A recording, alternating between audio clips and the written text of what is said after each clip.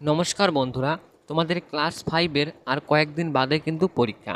তো এই পরীক্ষার কথা চিন্তা করে আমরা তোমাদের জন্য বাংলা বিষয়ে একটি দুর্দান্ত সাজেশন তৈরি করেছি, যে সাজেশনটা পড়লে কিন্তু তোমরা পরীক্ষায় প্রচুর পরিমাণে কমন পাবে। তো চলো সাজেশনটা দেখে নেওয়া যাক। দ্বিতীয় পর্যায়ক্রমিক মূল্যায়ন, পঞ্চম শ্রেণী, বিষয় বাংলা। তো এখানে তোমরা দেখতে পারছো যে পূর্ণমান 40 এবং সময় 2 ঘন্টা।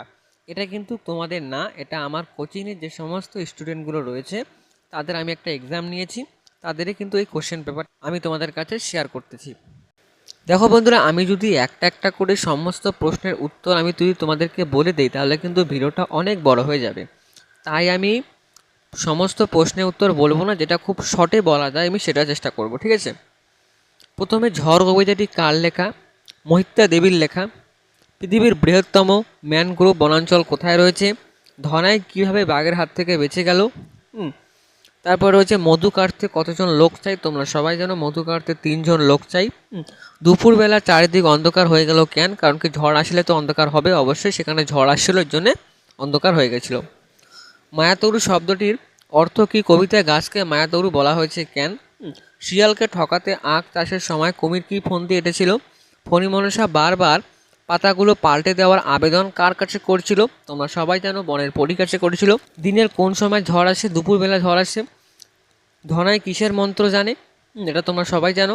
ঝড় যখন উঠে তখন আকাশের রং কীরকম থাকে? অবশ্যই কালো। কবিতায় শিশুদল ছুটে যেতে চেয়েছিল কেন? চাষে কার লাভ এবং কার ক্ষতি হয়েছিল? অবশ্যই শিয়ালের লাভ হয়েছিল, কুমিরের ক্ষতি হয়েছিল। ছোট্ট ফণি মনসার কাছে মনে শান্তি ছিল না কেন? পালিয়ে গেল অনেক দূরে। কে পালিয়ে গেল? পালিয়ে এসে কোথায় গেল? বাঘাযতীন নামে কে পরিচিত? বাঘাযতীন নামে পরিচিত স্যার আশুতোষ মুখোপাধ্যায়। মধুর চাক খুঁজে পাওয়ার পন্থাটি কী? কিসের কিসের চাষ তারা করেছিল? আখ, আলু আর ধানের চাষ করেছিল। ডাকাত দলকে দেখতে কেমন? গড়ান